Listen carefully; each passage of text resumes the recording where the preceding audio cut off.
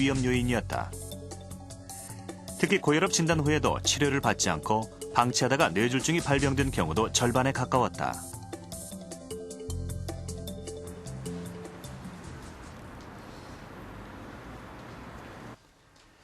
지난해 12월 뇌졸중으로 쓰러졌던 반영필 씨. 원인은 고혈압으로 인한 뇌출혈이었다.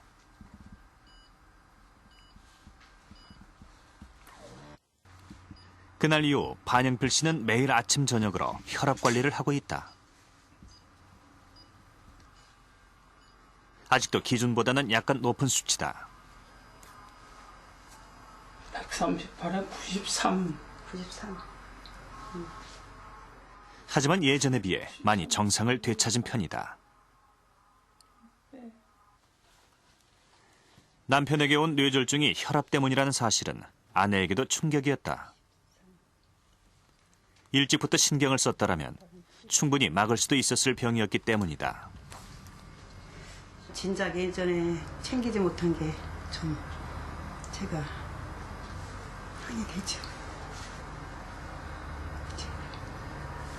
옛날에 챙겨줬으면 이런 치료 안 했을 건데 너무 이렇게 될 줄 알았으면 제가 그냥 꼭 챙겨주는 건데 그걸 뒷바라지를 하지 못해서 항상 그게 너무너무 마음에 걸립니다. 반영필 씨는 이미 10년 전에 고혈압 진단을 받아 약을 먹어오던 상태였다. 하지만 5년 전 의사의 만류에도 임의로 병원과 약을 모두 끊고 등산과 조깅을 시작했다. 운동으로 고혈압을 고쳐볼 요령이었다.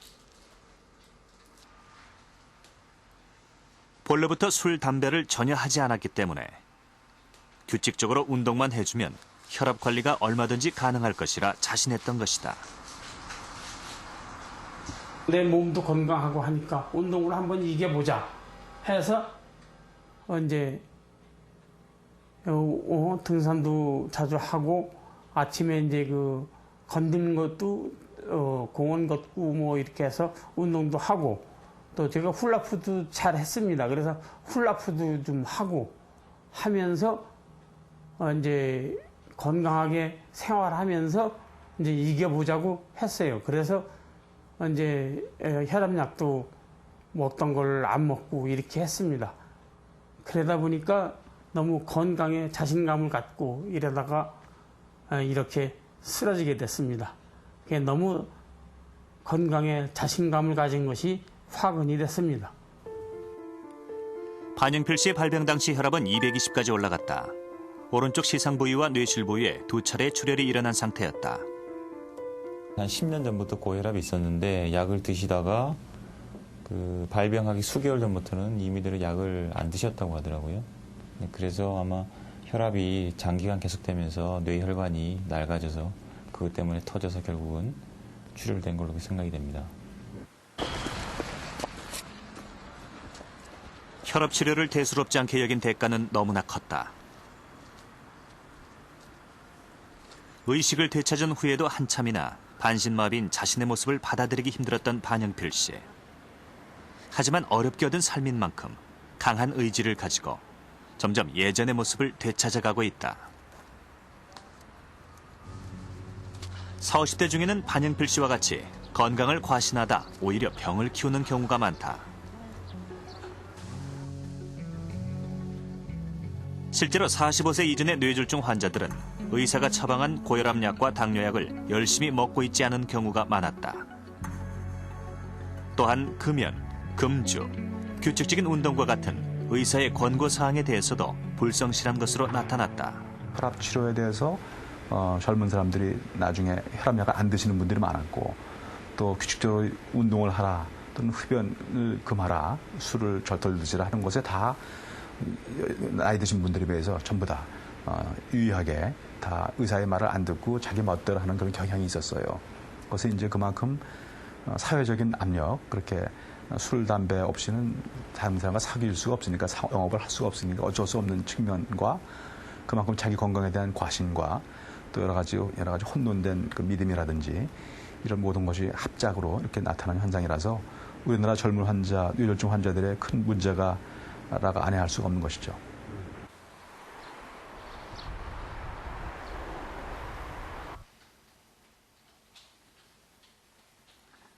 을지대학교 명예총장인 김용일 박사. 70대에도 손에서 일을 놓지 않을 정도로 정정해 보이지만 김용일 총장은 50대의 뇌졸중으로 인생의 위기를 경험했다. 하루에 2갑 이상씩 피워오던 담배가 가장 큰 원인이었다. 그러니까 젊을 때니까 뭐 앞뒤 모르고 일만 했을 때니까 그러니까 불규칙한 생활에다가 이 흡연이 한 하루에 2갑 정도를 계속해서 한 10여 년을 계속 피웠고, 그 다음에 뭐 커피 마시고, 그거 이외에는 뭐 별로 그렇게, 그리고 이제 술 마시고, 그러니까 한마디로 음식 그렇게 가려 먹지도 않고 조심도 안 했고, 운동 부족이고, 담배 마시 피우고, 막 그런 것들이 축적된 요인 같아요. 당시 김용일 총장은 소뇌로 혈관이 막혀 뇌의 일부가 괴사된 상태였다. 게다가 괴사로 인해 부어오른 소뇌가 앞쪽의 뇌관을 눌러 뇌사의 위험까지 있었다. 뇌관 기능이 완전히 마비되면 뇌사에 빠지면 사람이 죽는 거니까요. 그래서 그런 식으로 뇌관이 눌려지는 상황으로 이제 발전하게 되는 거죠. 며칠 사이에. 그래서 그런 게 안 생기는 작은 손해경색이면 뭐 문제없이 또 대개는 회복이 되는데, 김용일 총장님 같은 경우에 말하자면은 뇌관 기능이 떨어지기 시작하고 의식이 나빠지고, 또 뭐 그 외에 의식 나빠지는 거 말고 손해에 있는 신경들이 마비되는 증상들이 나타나기 시작을 한 거죠. 4명 중 3명이 사망하는 위험한 수술이었지만 다행히 결과는 성공적이었다. 회복 후에 김 총장은 가장 먼저 담배부터 끊었다. 그리고 이를 핑계로 미루어오던 운동을 다시 시작했다. 그것이 15년간 그가 뇌졸중의 재발 없이 건강을 유지하는 비결이다. 50대의 죽음의 문턱까지 다녀온 김 총장은 현재 뇌졸중 홍보대사가 다 됐다. 담배 피워. 자네 왜 안 피워? 내가 뇌졸중을 알았거든요. 제발 피지 말고. 특히 김 총장이 강조하는 것은 뇌졸중을 유발하는 흡연의 위험성이다. 담배는 고혈압 다음으로 뇌졸중의 가장 큰 위험 인자다. 흡연 시 혈관을 타고 들어온 유해 물질들은 혈관 안쪽을 싸고 있는 내피세포에 손상을 주는데, 그 때문에 매끈했던 혈관벽이 거칠게 변하며 혈중에 떠돌아다니던 혈소판이 달라붙기 쉬운 상태가 된다. 이때 생긴 혈전으로 뇌졸중의 발생 위험도 높아지는 것이다.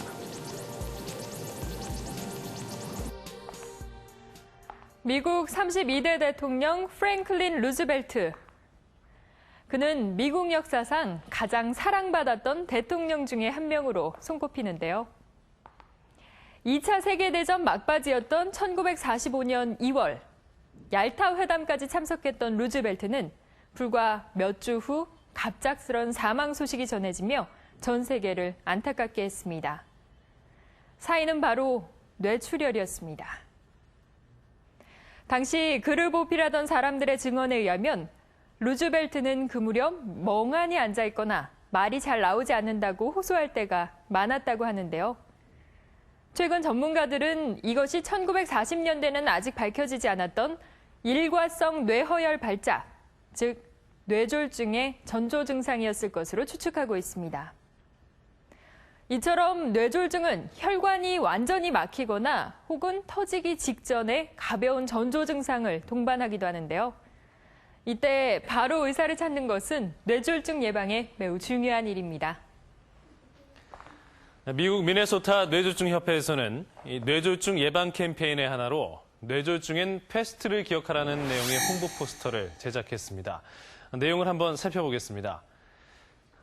페이셜, 즉 한쪽 얼굴에 마비 증세가 나타나거나 암, 한쪽 팔, 그리고 다리에 힘이 빠질 때, 그리고 스피치, 말이 나오지 않아서 의사소통이 어려워지는 뇌졸중의 대표적인 전조 증상이 나타날 경우에 재빨리 구급 요청을 하라고 강조하고 있습니다. Time is brain.